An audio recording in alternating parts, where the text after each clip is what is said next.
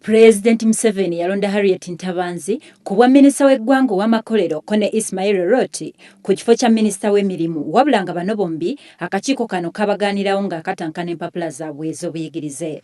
Akakiiko akatudde enkya ya leero kabadde kalina okusunsula minisita Okello era yayiseemu bulambalamba mu kasengejja olwo nga bano banne ababiri bo tebibatambulidde bulungi. Bano baalemwa okusunsula omulundi oguwedde era ne bagenda okwegayirira Sipiika wa Palamenti Rebecca Kadaga nga nnantebe w'akakiiko kano nga baagala okubakkiriza okujja okukakasibwa.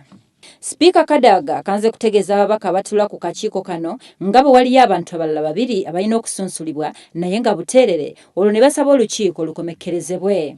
Bano bakitawe bakanze kulinda mu kasenge obwedda mwe bali nga mpaawo abayita okugenda okusunsulwa. Ababaka bategeeza Sipiika nti ebiwandiiko bya bano tebisobola kubanga byafunye enjawulo mu bbanga lya ssabbiiti 2 zokka.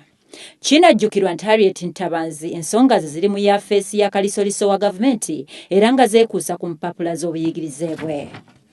Bakitabe bavudde mu Palamenti ng'ennyindo y'enkata era nga balaga obunyiikaavu obw'ekitalo.